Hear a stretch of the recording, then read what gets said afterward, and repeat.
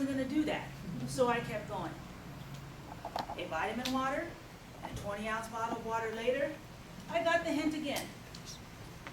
Again, I ignored the hint. 2 hours later, that hint turned into a demand.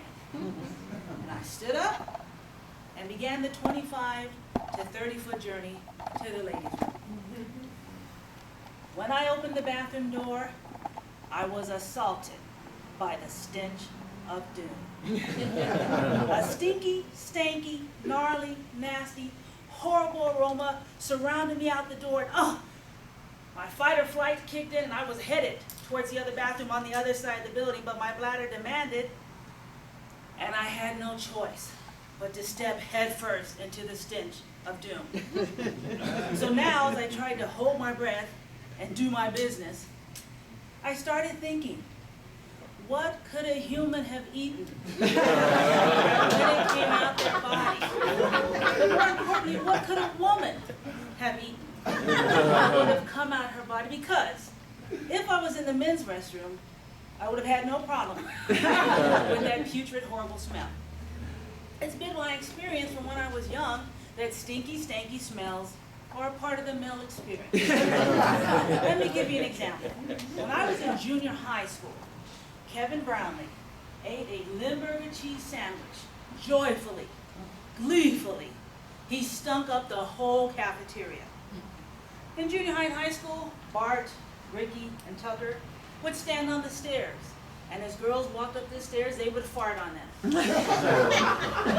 The girls, of course, would react in horror, which the boys enjoyed, but they were more importantly happy about the smell of the fart.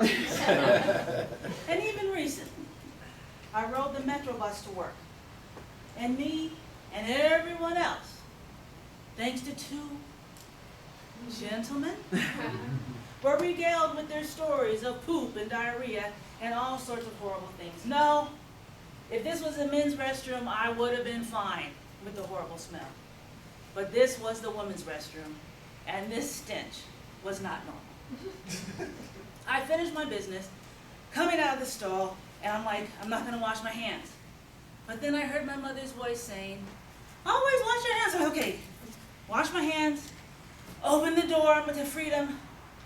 Unfortunately, right in front of me is the vice president of the operations department. And as the stench surrounds her, our eyes meet, and I make this pathetic statement. It wasn't me. I'm in the hall, grateful to be gulping in fresh air. I get back to my desk, and I'm embarrassed. I'm embarrassed that Lynn was coming in as I was going out, and I'm just like, oh, I just hope she doesn't think that was me. And I spent the rest of the day minimizing. I mean, I didn't drink anything else because I was not going back to that bathroom. I actually learned a good lesson that day. Had I listened to my body when it had given me those hints earlier and had gone the first time, or the second time, or maybe even the third time, I could have avoided the stench of doom. But because I didn't listen to my body, and it pushed my bladder to the point to where I couldn't make it to the other side of the building, I had that experience. I made it a little bit bigger, and thought, you know, I should really pay more attention to my body in general. When it's tired, do I listen? When I'm hungry, do I listen? When I need some exercise, do I listen? And so I added that.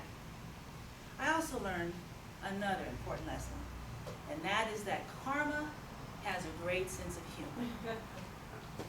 About 3 or 4 months later, I was headed to the restroom again. And as I opened the bathroom door, I was assaulted by the stench of doom. What was different this time, though, was that as I was walking in, Lynn was walking out. And as our eyes met, she made the pathetic statement, "It wasn't me." Toastmaster.